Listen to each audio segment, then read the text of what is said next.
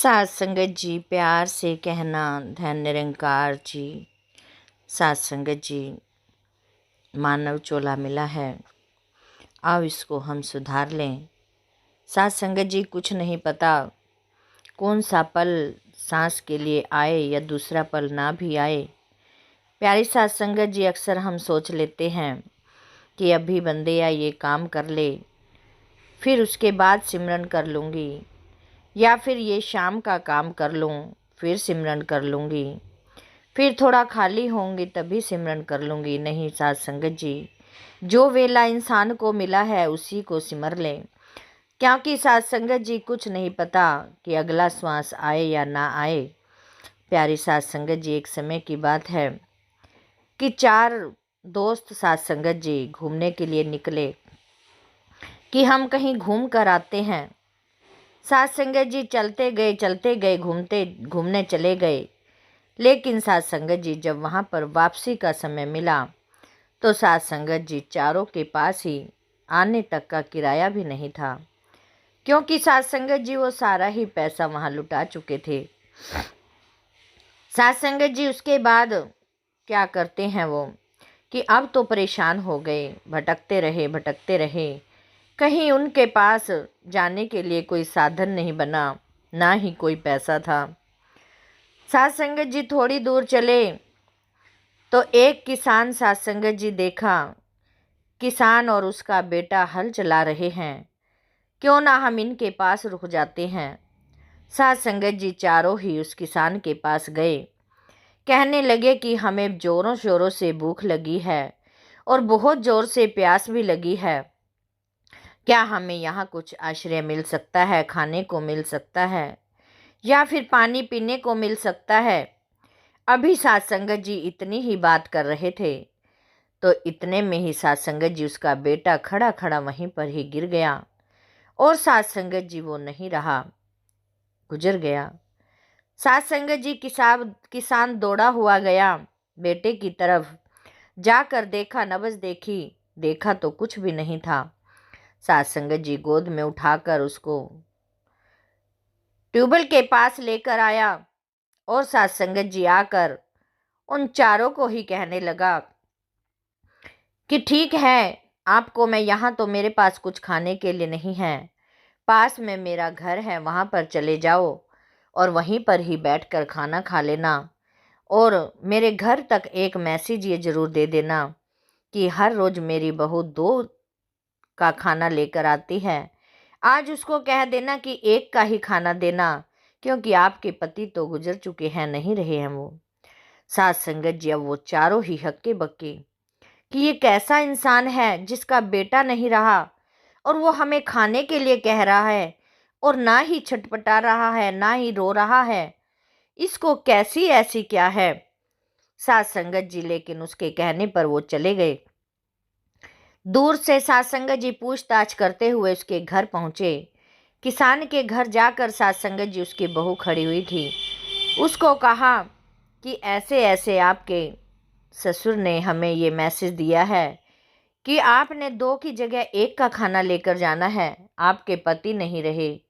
प्यारी सात संगत जी उसकी बहू भी कहने लगी, ठीक है तो आप हमारे घर के अतिथि हो, पहले आप बैठो, खाना पानी पियो, फिर उसके बाद मैं 1 जने का खाना दे आऊँगी। प्यारी सात संगत जी वहाँ पर भी वो बहुत हैरान हुए कि जिसका आदमी नहीं रहा, उसकी खबर सुनकर ये छटपटाई नहीं, रोई नहीं। सात संगत जी और कह रही है कि तुम तो यहाँ के मेहमान हो, आप खाना पानी ले सकते हो। प्यारी सात संगत जी, यहाँ के लोग कैसे हैं? प्यारी सात संगत जी कहने लगी, उन्होंने सात संगत जी पूछा कि हम आपसे एक बात पूछना चाहते हैं कि आपके ससुर को भी कोई फर्क नहीं पड़ा, आपको भी नहीं पड़ा, ये कैसा कैसा घर है आपका जो कि आपको कोई पता ही नहीं चला कि मेरा आदमी चला गया और आप हमें अतिथि की तरह खाना खिला रहे हैं। तो कहने लगी कि ये तो परमात्मा की रजा है, जितने दिन के उनके श्वास लिखे थे वही उनके पूरे हुए हैं, कोई बात नहीं, हमने उनका वापस किया है, आप खाना खा सकते हैं। प्यारी सात संगत जी खाना खाकर घर से बाहर निकले तो किसी से पूछा कि हमें कुछ पैसे उधार चाहिए, क्या यहाँ कहीं से मिल सकते हैं? हमारे पास घर जाने के लिए किराया नहीं है। प्यारी सास संगत जी वो कहने लगा कि हाँ, एक इस गली से मुड़कर एक शाहूकार रहता है, अमीर आदमी रहता है, उसके पास जाओ, वो आपको मना नहीं करेगा। प्यारी सास संगत जी वो वहीं पर पहुंचा। उस आदमी से कहने लगा कि हमें 500 रुपये उधार चाहिए, तो आप क्या दे सकते हैं? उसने कहा हाँ, क्यों नहीं दे सकता। प्यारी सास संगत जी उसने उनका एड्रेस पूछा, एड्रेस लिखवाया और 500 रुपये दे दिए। प्यारी सास संगत जी तभी कहने लगा, उनको कहने लगे वो दोस्त कि आप तो हमें जानते भी नहीं और पता नहीं हमने ये एड्रेस ठीक लिखवाया है या नहीं, तो आपने हमें कैसे पैसे दे दिए? प्यारी सास संगत जी वो कहने लगा कि यहाँ पर सारे ही आस्तिक लोग रहते हैं जो कि परमात्मा पर विश्वास करते हैं, उनको किसी चीज़ का डर नहीं है, तो आप ये पैसे ले जा सकते हैं। प्यारी सास संगत जी 500 रुपये का नोट जेब में डाला और आगे चल पड़े। आगे चलते हुए प्यारी सास संगत जी फिर एक आदमी से पूछा कि हमें पैसे चाहिए उधार, क्या हमें वो यहाँ पर मिल सकते हैं? तो उसने एक और का एड्रेस दे दिया, कहने लगे कि वो एक अमीर आदमी है, वो तुम्हें पैसे दे सकता है। सास संगत जी वहाँ पर पहुँचे, वहाँ पर भी यही कहा कि हमें 500 रुपये चाहिए, क्या हमें आप 500 रुपये दे सकते हो? प्यारी सास संगत जी वो आदमी कहने लगा कि ठीक है, हम 500 रुपये दे सकते हैं, आप हमें ये लिखवा दो कि इसी जन्म में दोगे या अगले जन्म में दोगे। प्यारी सास संगत जी वो हक्का बक्का आपस में देखने लगे और खुसर पुसर करने लगे कि यहाँ के लोग कैसे हैं। एक ने एड्रेस लिख लिया, पता नहीं हमने उसको गलत लिखवाया है, और कहाँ से हम देने आएंगे? कोई नहीं देने आएगा। अब ये पूछ रहा है कि इस जन्म में दोगे या अगले जन्म में। तो अगला जन्म किसने देखा? सास संगत जी उन्होंने लिखवा दिया कि अगले जन्म में। सास संगत जी उसने लिख लिया और 500 का नोट दिया और उन्होंने जेब में रखा और वहाँ से चल पड़ा। सास संगत जी आगे जाते जाते क्या देखते हैं कि एक आदमी बैल को बहुत तेज तेज मार रहा है उठने के लिए, लेकिन वो बैल इतना ढीठ कि उठ ही नहीं रहा। उसकी लाख कोशिश करने के बाद वो डंडे मारते रहा, उसको गर्म चीज़ भी लगाई, लेकिन वो उठ नहीं पा रहा था। सास संगत जी इधर से किसान की पत्नी बाहर निकल कर आई, उसने बैल के कान में कुछ कहा और वो बैल झट से उठ खड़ा हुआ। प्यारी सास संगत जी वो चारों ही लोग यही देख रहे हैं कि ये आखिर हो क्या रहा है। तभी प्यारी सास संगत जी वो उस औरत के पास गए, किसान की पत्नी के पास, कहने लगे कि बहन, हमें ये समझ नहीं आया कि ये बैल लाख कोशिश करने के बाद भी नहीं उठ रहा था, लेकिन आपने पता नहीं इसके कान में क्या कहा तो ये झट से उठ खड़ा हुआ है। तो प्यारी सास संगत जी वो जो उनकी पत्नी थी किसान की, बहुत ही सेवा सिमरन भजन सत्संग करने वाली थी, एक आध्यात्मिक थी।